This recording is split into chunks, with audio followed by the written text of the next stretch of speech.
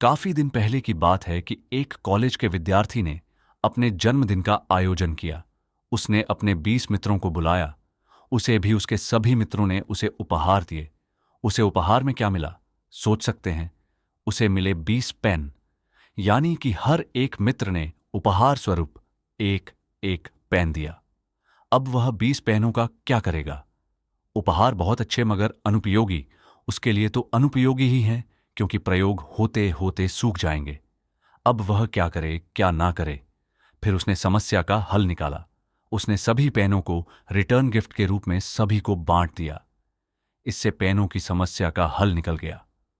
दूसरा, आपस में मिलकर सभी मित्रों ने यह तय किया कि आगे किसी के भी जन्मदिन पर कोई उपहार नहीं, केवल नगद के रूप में ही उपहार ही देना है। इससे सभी को लाभ हुआ। आने वाले उपहार खरीदने की समस्या से बच गया। बुलाने वाले ने भी झटपट नगद उपहार का उपयोग रेस्टोरेंट के बिल का भुगतान करके कर लिया। ऐसे ही आज से करीब 40 वर्ष पहले मेरे मित्र की दीदी का विवाह हुआ। उस विवाह में भांति भांति के बहुत सारे उपहार आए। उनमें से काफी उपहार एक जैसे थे। उदाहरण के लिए 4 टेबल लैंप, 3 दीवार घड्डी और 7 आयरन प्रेस आदि। अब समस्या यह हो गई कि इनका क्या करेंगे? इनमें से एक एक तो दीदी को दे देंगे, पर बाकी जो बचेंगे उनका क्या करेंगे? किसी ने सलाह दी कि अभी तो इन्हें संभाल कर रखो, शादी विवाह में तो जाना आना होता ही रहता है, वहीं इन्हें उपहार स्वरूप दे देंगे।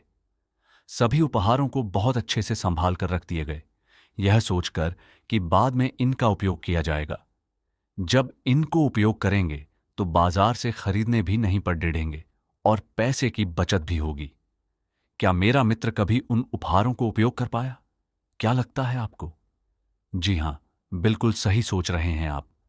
मेरा मित्र कभी उन उपहारों को उपयोग कर नहीं पाया। जब कभी भी उन उपहारों को उपयोग करने के बारे में सोचा तो उसे कई समस्याएं उसके सामने आईं।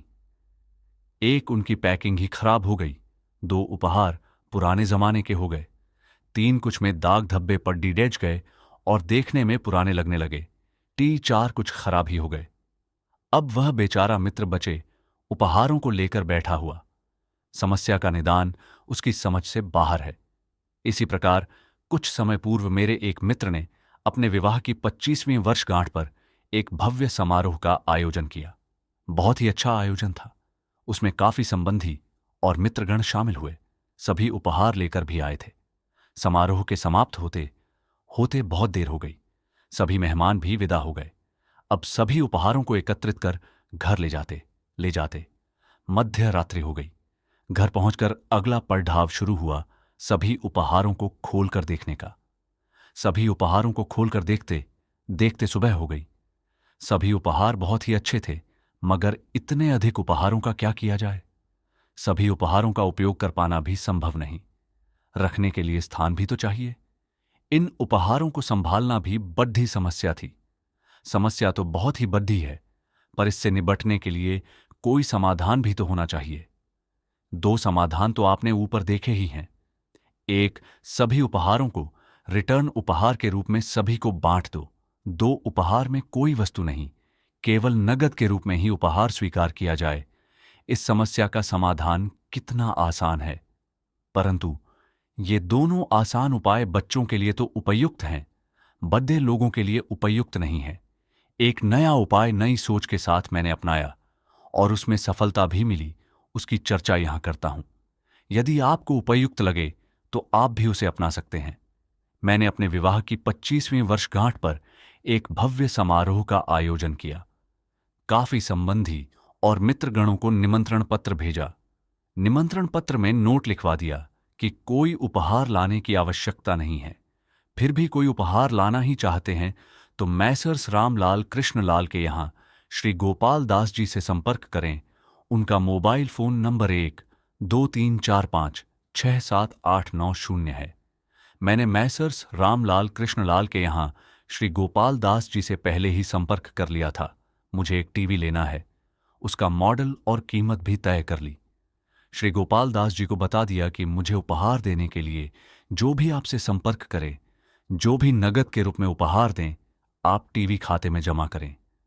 इस प्रकार सभी संबंधी और मित्रगणों ने श्री गोपाल दास जी से संपर्क किया और जिसको उपहार खरीदने में जितनी राशि व्यय करनी वो श्री गोपाल दास जी के पास जमा कर दी। इस प्रकार सभी संबंधी और मित्रगणों के सहयोग से नया टीवी यानी कि मनपसंद उपहार घर पर आ गया। इस योजना से सभी संबंधी और मित्रगणों को बहुत लाभ हुआ। उपहार को चुनकर लाने में जो समय व्यय होता वह बच गया। इस योजना मुझे कई लाभ हुए ही। एक समारोह के बाद सभी उपहारों को एकत्रित कर घर ले जाने की समस्या, 2 घर ले जाकर उपहारों को खोलकर देखने की समस्या, 3 इतने अधिक उपहारों का क्या किया जाए की समस्या। अगले दिन सभी संबंधी और मित्रगणों के मेरे पास फोन आए और उन्होंने मेरी नई सोच सराहा। उनमें से कुछ ने तो इसे अपनाना भी शुरू कर दिया। नई सोच के लिए नजरिया को सब्सक्राइब करें।